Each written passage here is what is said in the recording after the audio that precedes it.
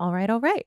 And welcome back, you guys, to the Self Selecting Podcast. I am your host, Corey Hageman. Thank you for being here. Thank you for tuning in. Uh, this is like the one day that it has rained when I've been recording. I don't think y'all are going to get much sound because, I mean, it's a, like rain for West Coast is not uh, what anyone else in the country experiences. All that to say, it is humid as fuck in here. Like, I mean, I typically on recording days, we just start rolling, hair starts falling apart by the third or fourth episode. We are maybe 15 minutes in, and I feel the volume, I feel the stickiness. So I'm just gonna power through. All that to say, you know what we're talking about today. It's no surprise if you clicked on this video, then I mean you want to hear my opinion, which I am not. Um, Originally, when the new point system were announced, I mean, like I was recording last week when they were released, so I talked about it with Tate, with Brittany Gillespie, and like I hadn't really dug into it. I hadn't really sat with it either, so I didn't have a strong opinion. I think I gave a little bit of an opinion, but now that I've had more time to think about it, now that I've watched other people, other coaches, other broadcasters review their thoughts and their issues, but also support of the new system. I was like, yeah, I'm gonna make a video on this because I largely don't agree um with some of the bigger inputs and reasons for the point system being put in place. But before I get into that, before I like really, I don't know, put my hat in the ring, I'll say I think it's important we understand why this is happening. So this year alone, uh, we have over 70 competitors qualified for the Olympia at the bikini level, obviously, but um, this isn't a new issue. Like the bikini division, the men's physique division. I mean, like several of the divisions, they've been, I wouldn't even say oversaturated, but the current award system that allows you to qualify, the qualification system, it's run into issues and now created a problem where there are too many athletes competing. And I thought Adam did a great job bringing up the fact, like, hey, this is a lot of work for the judges. We're talking about, the highest level in our sport, and we're asking our judges to be on and make good decisions that are going to have really big impacts on these athletes moving forward. We're not considering the fact that these judges, like, they're expected to make the correct decisions, but their eyes, I mean, they're like a lot of them, like, yes, they're versed, they know how to do this, they can do it, but is it fair? Is it reasonable to ask them to work that many hours, um, in that short of span for athletes that, frankly, I mean, like, they need you to be fresh, they need you to be on your game. And I wouldn't say that, like, there is a discrepancy right now in the judge's ability to do that. I'm not plugged into the judge's ring. That is not a network I'm associated with or have an in to understand like how difficult that actually is. But just theorizing, I imagine it is very difficult to give that same attention to all of those athletes. And I think, you know, Tamara, Tarek, they've done a good job of being very transparent that like when you're judging that many athletes, you kind of go through a tier system and you look at them in the soft call out. So for listeners who aren't familiar, when you're looking at larger classes, or I guess all classes, really all pro shows, and amateurs at times, you have the call outs based on number, so based on their last name, maybe when they checked in, but at the amateur level when they checked in, I believe. But at the pro level, it's based on your last name, and you come out accordingly. So you'll come out in instances of 6 to 8, maybe 10. I don't think that really happens. Um, and I really like I believe it was Tamara, it might have been Tarek's video, I forget, but essentially, they're saying, like, they will judge accordingly. They're like, "Hey, this person stands out. This is an A competitor, B competitor, C competitor," and they just, like, essentially pre-organize them before they see them come out in their individual routine.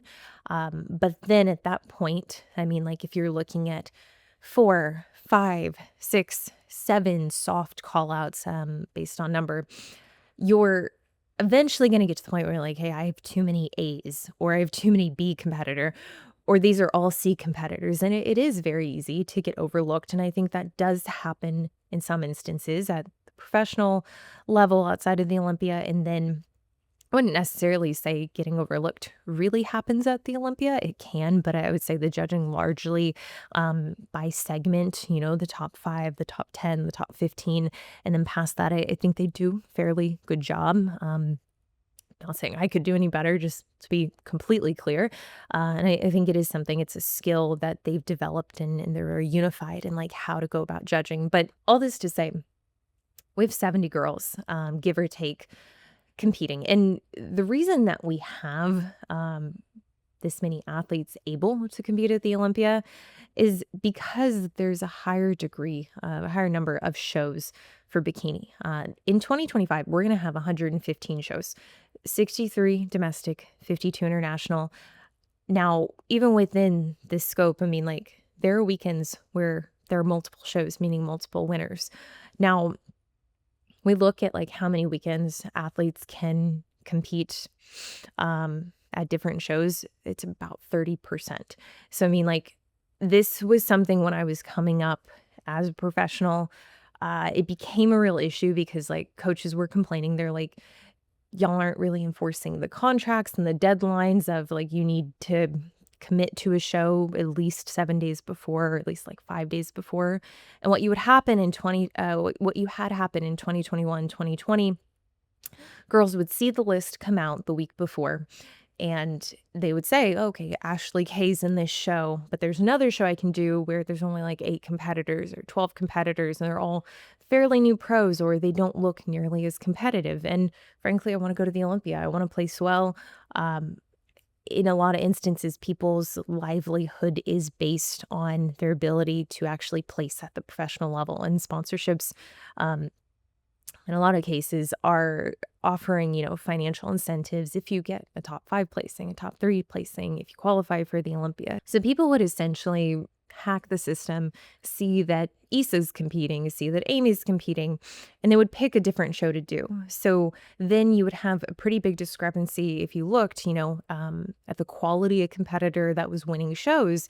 You would have shows where a heavy hitter would win, and someone who has like proven themselves time and time again. And then you would have winners that it's not to say they weren't deserving, like they won their show and that is all they had to do. But to be honest, going to the Olympia and doing well versus just going to the Olympia are two completely separate things. And I think what the biggest complaint is that, not enforcing the contract rules and the deadlines, it was leading to a very wide variety of competitors being allowed to compete at the Olympia on account of you were having people kind of gamify the show schedule. And with the list coming out, they could see who they were competing against. And some individuals would opt in for competing at a less competitive show or a competition that there was a higher chance of them winning. So, I mean, at one point we had a point system. And at the same time, I mean, it encouraged athletes to compete more frequently. It encouraged them also to kind of gamify the system and pick shows that they could seemingly earn more points at.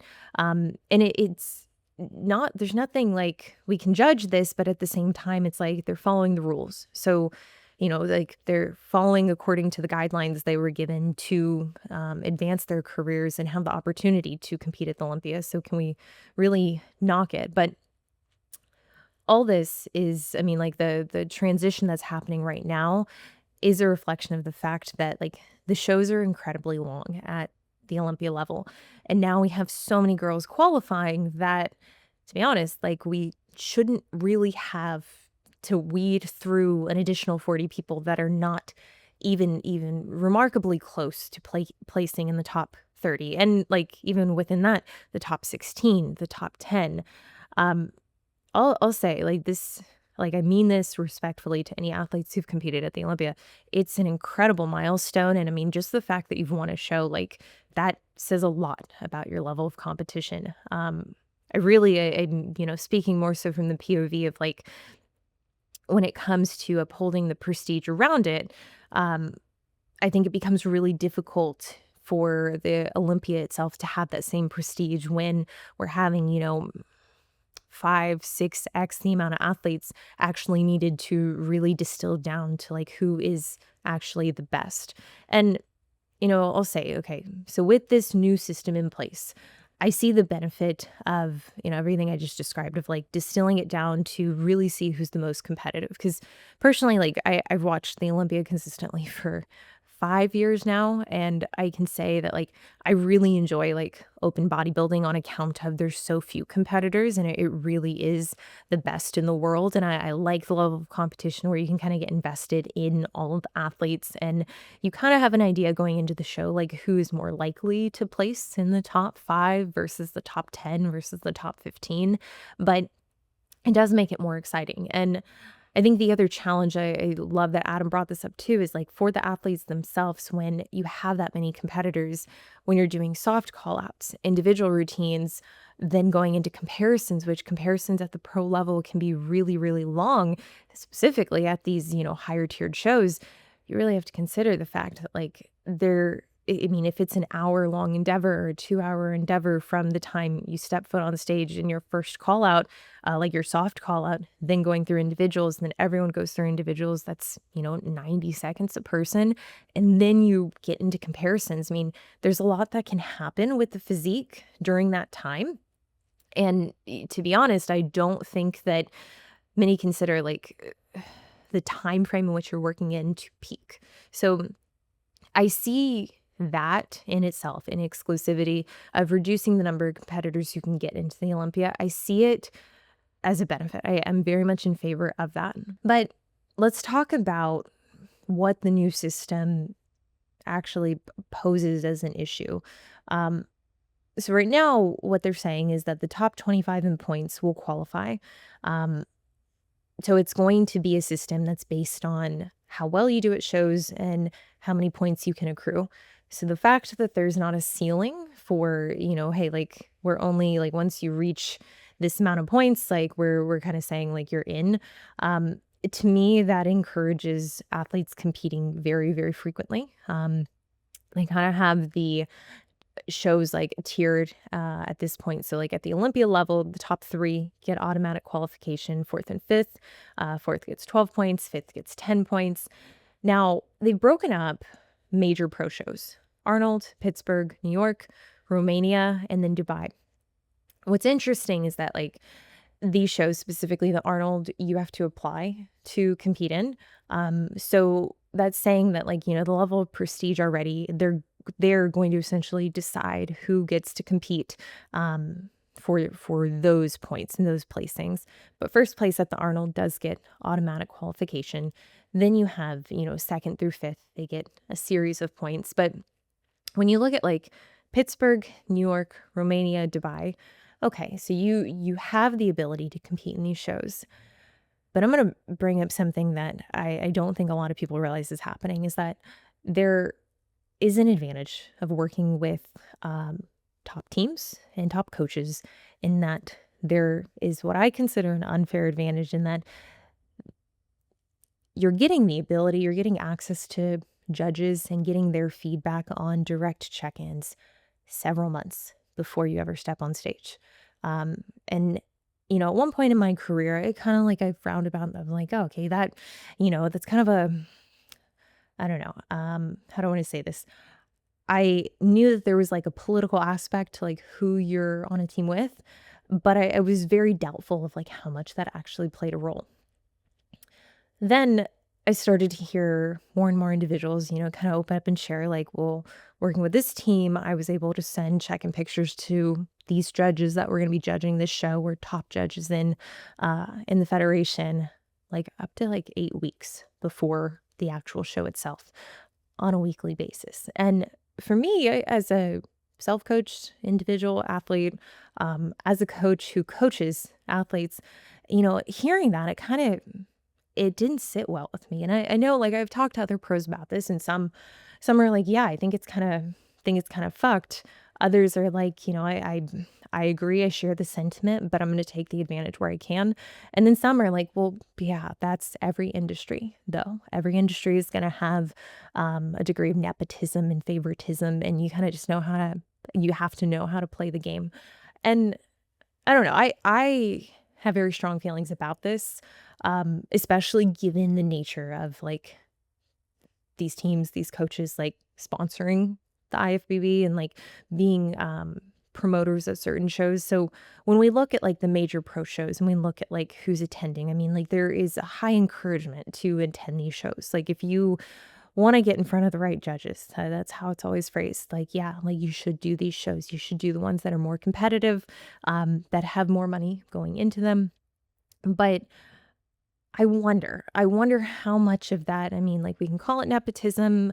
Um, I don't, I'm kind of blanking on a better word to use, but like, I wonder how much of that is going to play a role in who competes, who feels like they're going to have a good advantage going in. I mean, of course, it does come down to how you look, and there's how you look on show day, but at the same time, um, I can tell you, like, if I had really good certainty and I was hearing from the judges that were going to look at me going into a show, I mean, one, I would feel very confident, but I would also be able to make last minute changes, whether that be I didn't know if I was too conditioned or too full, or I don't know, like, oh, well, you saw me compete 2 months ago and I did this in my front pose. Should I do something different? I can just say that, like, the level of confidence that would bring and the higher probability that I would place well with that almost like coaching from the judges at that frequency, that would certainly help me. And I do feel like if I were in that position, I would almost feel like I'm getting an unfair advantage compared to other competitors who are not receiving that same feedback. So it'll be interesting. I think that will play a role not just in those major shows, but then also other contests, which if we assume we're gonna have the same amount of contests this year, I mean, like 115, like that's insane. There's a lot of points per show that they're giving away. So really, I love the idea of making the Olympia more competitive and making it to where we can kind of distill the level of competition to make sure it is like the tip top very best.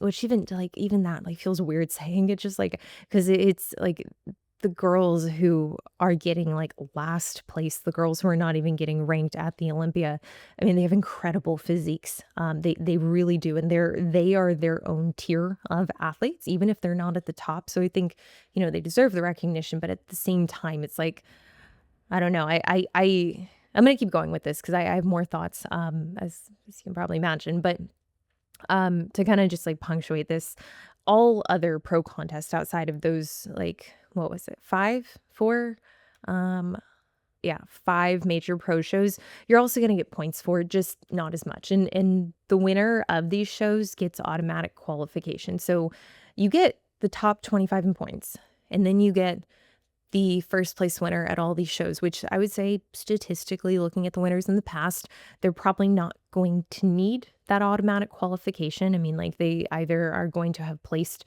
for second or third at the Olympia or be a former Miss Olympia, which is another component to it. But basically, all other pro contests, they'll have points assigned. But even if you get first, you would need to get a lot of first place to really like rein in a very high standing, high ranking within points athletes. Now, what's also interesting is that what they're saying, and I have the actual thing in front of me, they're saying that they'll let former Miss Olympias compete, but there's like some kind of time frame in which it's up to their discretion to approve or to disprove.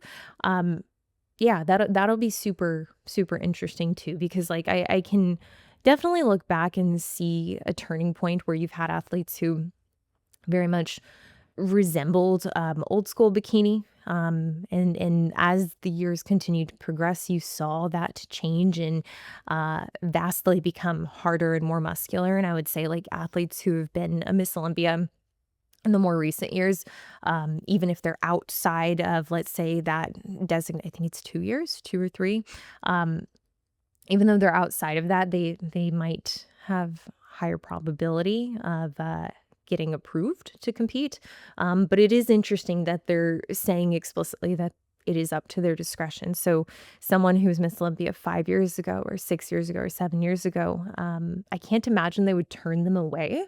But again, like trying to put like safeguards depending on like if we get 25 people who qualify on points And then you get an additional 5 people, or I don't even know, like 6, 8, 10 at this point. Okay, how many girls are we going to say are allowed? Is it we're capping it out at 50? I don't know. So I'm just going to reference Adam's video because I listened to it, and like in some regard, I can agree with what he's saying, that like, this will allow the Olympia to be more competitive. And he largely was referring to like, this is going to weed out people who like can do one show, but can't continue to stay lean past that point. Like they rebound really heavily.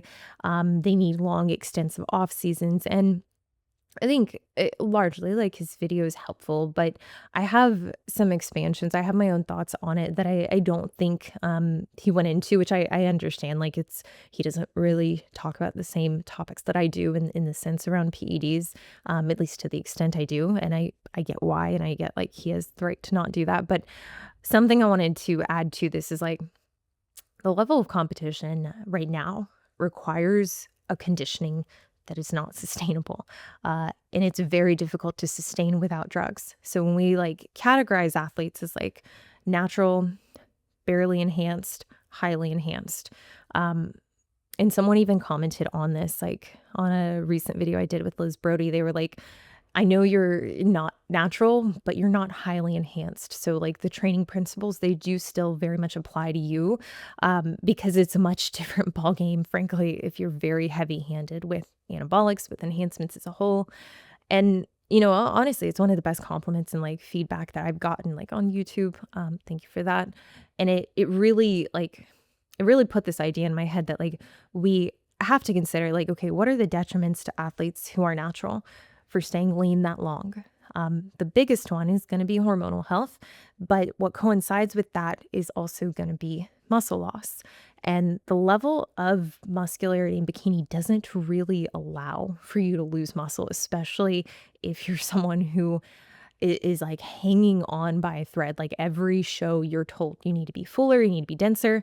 You don't really have room to lose muscle in your prep. Like, and if you do, it's like every time you lose muscle, every pound that's lost, you're committing to longer time spent off stage because now you have to rebuild it. Same kind of thing with, let's say, that mid category of someone who, and I'll use myself because like, let me be clear. I had someone also tag me on Instagram, like they were trying to use me like to justify their argument. They're like, she runs TRT and GH and she blasts anabolic. No, I don't think he said blast. She uses Anavar for years on end. And I was like, hey, like, buddy, I've used Anavar 3 times. I'm very open about the use. The use was very light. It was very within the scope of like a safer use model. 2.5 milligrams a day, 5 milligrams a day. Like those are low dose. And the duration that I've used it has been very sparingly. It has not gone over like 8-ish weeks. That is much different than someone who's using 5, 10, 15, and 20 for 8 weeks, 12 weeks, 16 weeks, or let's say using it for any amount of time, cycling off for a few weeks, and then saying, okay, I'm going to put it back in place. I have talked to some of the best athletes in our sport. I've talked to individuals who've worked with the top coaches in our sport, and I talk to them on a weekly basis, not just like one person that I'm hearing from that, oh, so-and-so told me to take this dose or told me that I needed this amount. I have a really good sample size and pulse on what the top coaches are having their athletes take. And I can tell you, like, it is not conservative. It's not for low duration. And a lot of them are just like flat out lying and saying like, well, this is what's needed to be competitive, to even just like stay in the mix. It's not like, oh, this is what you need to dethrone Laura Lee or, beat Ashley Kay. It's like, no, like you need this just to even think about getting a placing at a pro show. That sucks. That's so shameful. That's so disappointing. And like, I was pissed about it. This past week, I had a conversation with a top athlete, and I mean, like she has really tried to exploit like every avenue that she can. And she's very honest with her coach and previous coaches about like her comfortability. But she was told, she's like, if you're not willing to do 15, 18 milligrams of Anavar the rest of the duration of your prep after a full extensive season, you really like you're not going to do well at that top show. And this isn't just a one-off. Like I can't stress this enough, but like hearing these conversations, I mean, for one, it's very discouraging to me because my prep this season, I was maybe about 5-10 pounds away from where I needed to be in terms of conditioning. But the muscle, like what I found is like, yeah, like I have built, I've grown, I have more size. Like my glutes look the best they've ever looked. I have depth, I have projection. My shoulders are as big as they've ever been. But looking at these girls on stage, I'm like, I don't have that degree of fullness. And there's a lot of other reasons that I decided not to compete this year. But the biggest part for me was like, I'm not even really sold on using anabolics. I'll use them the way I have in the past, but I'm not really sold on going past that. And if I'm not willing to do that, and I know that I'm competing against girls that are largely, like most of them will be willing to do that, I don't know if it really makes a lot of sense because that final stretch for me, it's going to be hard. I'm going to have to take time away from business. There are going to be things like it comes at a cost. And truly, I don't know if it's worth it. And so here's my dilemma when I hear about the new point system and I hear what this is going to do. You have athletes who are natural, who are trying to compete, who are ready, are not successful. Don't come at me and be like, well, I earned my pro card naturally. Like, listen, you're an outlier. I'm talking about the majority. Okay. So if that's fucking you, if you're triggered by me saying that and you think it's a bad message to push out, just remember most people are using drugs. Most are, and most will continue to. That's what this platform is. It's to make sure that people know that. It's not to give you a gold star and be like, well, yeah, you did it. You did it. Congratulations. Good luck at the pro level. To be honest, it's going to be a lot harder than you think.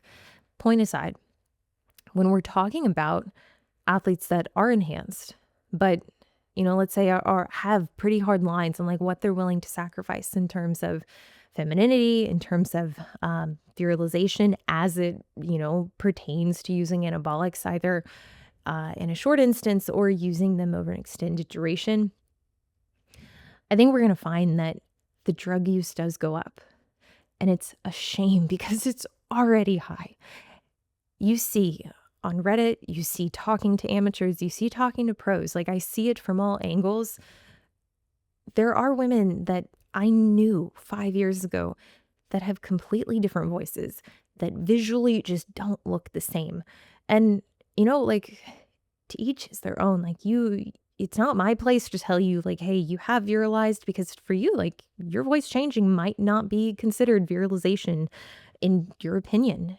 You could be okay with that change. But I've talked to so many other coaches too, who hear the same thing. And quite literally, I mean, like they go backstage and like they hear the pitch of bikini competitors and they're like, like it's different. It's different than it was 5 years ago. So like I'm glad that Adam made a video. I'm like, let me just be clear about that. But what worries me, and I'm happy to kind of like jump on this grenade, I do think the drug use is going to go up. And that's something that like in the instance that you're on the cusp of like, hey, I don't know if I can commit to using more drugs than I already have, or I'm natural and I don't know if I really feel comfortable making that decision, this is probably a good opportunity to transition into fit model. Because if at the pro level, if it's going to be something where you need to be stage lean, being stage lean for that long is going to come with a very real cost of muscle loss without an anabolic in place. And as much as I would love to say, like, you can do it with training performance, you can do it with refeeds, like you can do, like, let me tell you, okay, I had a conversation with Jordan about this because like I saw there's like a pro I follow who like, I know her drug use, period. And she's very insistent. She's like, no, like the reason I'm able to come in full is because I have like hacked my metabolism. I have, just like I've done the hard work. And it doesn't mean that she hasn't done that. I very much believe that she has, but I also know she's on anabolics. And I know without the anabolics, I don't think you would look the same way. And that's kind of like my challenge is like, if you think it's not the anabolics helping you, then fucking stop taking them. Remove them and see if you look even remotely the same. But I can tell you what's going to happen as soon as you remove it. As soon as you remove it, your scale weight's going to go down. You're not going to look as hard. You're not going to look as dry. You're not going to train the same. And this is the part, like, I get so passionate. I get so fired up about, because like there is a level of delusion once you're kind of in this echo chamber. You see, it's the same thing with cosmetics, like cosmetic surgery, like facial procedures, fillers, just getting work done as a whole, I guess. When you're around people who are doing it and willing to kind of like continue to thread the line and like push it further and further, you're going to get a lot of confirmation. You're going to get a lot of affirmation that like, hey, it's not that bad. It looks normal. Same thing with drugs, especially when we're talking about a coach who like their livelihood is you doing well. And I think it's a real thing we need to start questioning is like, you know, with coaches, like, yes, you need to work with someone that you trust, but like, what is their motivation? And are they actually okay if you're like, hey, I'm not comfortable pushing the drugs up? Do they actually support this? Because like in the instance that their attitude towards you changes, they start treating you poorly, they start giving you the same level of detail, they just don't believe in you as much. That to me is such a red flag that your relationship could change that much over you setting boundaries or you just communicating like, hey, I'm not willing to go there. So yeah, when I think about the new point system, I see why they're doing it. I see the benefit. It's not a knock at the judges or the IFBB or the NPC, but I also see the reality of what this is going to now entail for women to not lose muscle, for them to achieve these levels of leanness and sustain it. This doesn't even, like, I'm honing in on virilization, but what about like fertility? What about, you know, putting someone in a state that is so bad for your hormones? Like objectively, it is not a good place to be. And there are very few people who are going to be able to ovulate and preserve fertility while they're continuing to compete at the current level, let alone at a more frequent level. And this is my biweekly PSA. Just because you're having a period, it doesn't mean that you're ovulating. Ovulation is something we need confirmed on lab work. So if you're getting a bleed and you're like, she doesn't know what she's talking about, like I get my period peak week, like I know I get those PMS symptoms, honey, like I'm telling you, unless you have labs to confirm it, you have no way of knowing whether estrogen and progesterone are high enough to actually confirm ovulation. Like these are things we can check, but I'll tell you, not a lot of coaches are going to push to check them, nor are they going to push to check them at the appropriate time, because what does that leave you with? It's just going to be a position where you're like, well, yeah, it's expected. It is expected because the state that you're in is encouraging an ovulation. Now, the second part to this related to fertility is that, like, I mean, I'll just zoom out real quick. The worst thing you can do for fertility is turn off reproductive function, is send signals to your body through environment, through exogenous supplements where you're saying like, we don't need these hormones produced each month. This happens both from prep and using anabolics. So, and also using anti-estrogens. When we unpack that, it's like, okay, now we're encouraging people to stay lean longer, use more anabolics. In the instance that like someone, they're desperate. I mean, like anti-estrogens are like estrogen suppressants, estrogen modulators are already being used. So it's not like that's going to be a new thing, but I think it'll be something that again becomes more heavily used because there's going to be that dire need to be like, oh, I need to get tighter. I need to secure those points. Well, she was tighter and she was awarded, you know, first place last time. So like maybe that's the secret. And within the conversation of fertility, like Adam brought up a really good point around like, hey, this will kind of allow women to downsize and it will put them in a position where bikini kind of reverts back to what it used to be. And I can appreciate that thought process. I just don't think that's what's going to happen, unfortunately. Like, I don't think that they're going to award people who are not as muscular and not as lean when you have very competitive teams and coaches pushing the fuck out of these drugs and telling athletes, like almost like muscling them into like, if you want to be anything, like you have to use this. I've heard this from so many top athletes, from so many top teams. They've been told, if you're not willing to go here, forget it. this isn't just specific to the professional level. This is also happening at the amateur level. And it's shameful. Like, it's shameful to say the least. It's disappointing if someone is coming to you, they're paying you, they're putting trust in you to help themselves like see out their athletic potential, do well on stage, but also trusting that you're going to be transparent about the dangers and the risk that you're exposing them to or you're suggesting. And that's what's not happening. The other aspect is a lot of these instances, people are being told that the drugs they're using or the amount they're using or the duration that they're using it, it's risk-free. There's no risk because it's Anavar. There's no risk because I've had dozens of girls under my coaching follow the same protocol and they've not virilized.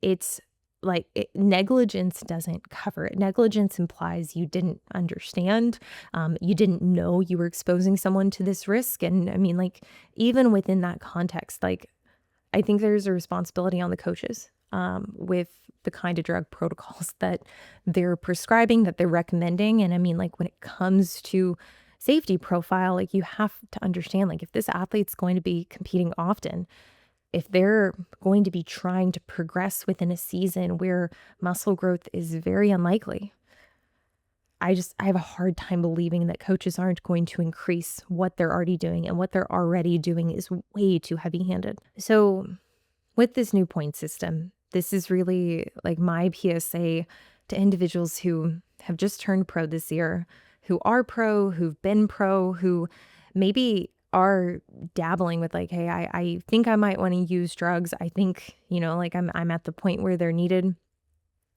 Be really clear on what's important to you to preserve in terms of your femininity, because no anabolic is risk-free. Even 2.5 milligrams, even TRT, when misused, when used too long, when used inappropriately, when used in a state in which you are highly sensitive, no anabolic is devoid of androgenic potential. So you have to understand that, is that if a coach is saying it's risk-free, either they don't understand it or they don't want to tell you. Why wouldn't they want to tell you? Because they want you to agree to take it. It makes their job easier. Secondly, if your coach is not versed in understanding lab work and understanding how to really discern whether or not you're ovulating or putting yourself at risk for fertility issues down the line, this is something like, if, especially in the case you're using anabolics, especially in the case that you are competing very frequently every year, it's something that should be a discussion. And if it's not working with them, find someone that can work in conjunction with them. Doesn't mean you have to leave them if they can't look at lab work, if they don't understand these things.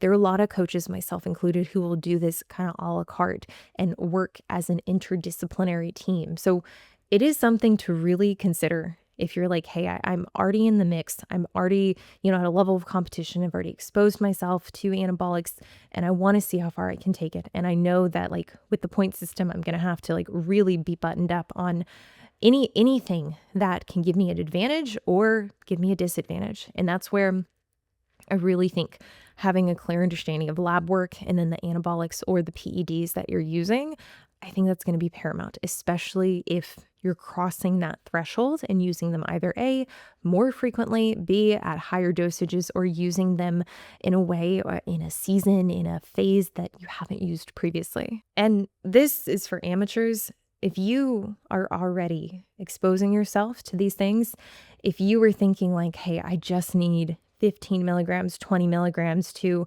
get into the pro league, we need to be really, really cognizant of what that's going to look like once you're in the pro league, because honestly, you're probably going to want to use more drugs. You're going to see how big these girls are. You're going to say like, I'm willing to do whatever it takes. I'm on cloud 9. I just turned pro.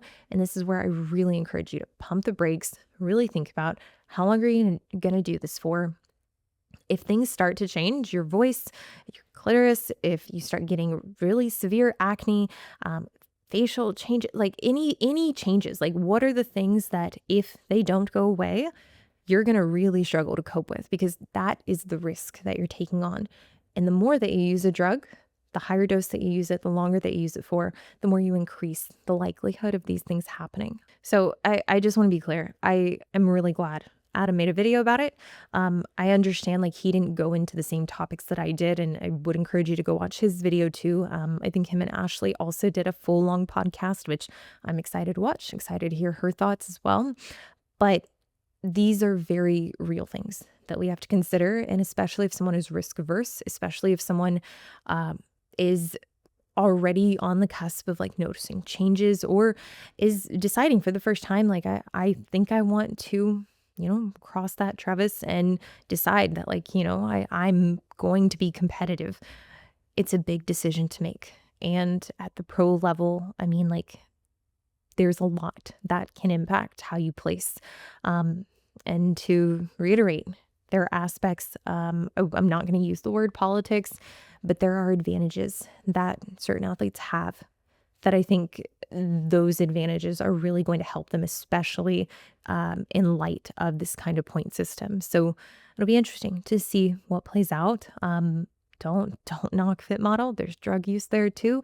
It's not light. It's already becoming pretty aggressive, and I do think that division is going to get more muscular. I think the conditioning requirements are going to go up. So if it's something that you're like, hey, I just don't feel like I can commit to what Bikini's asking of me now, whether you're an amateur or a pro, maybe try fit model. As always, guys, thank you for watching, and I will see you in the next one.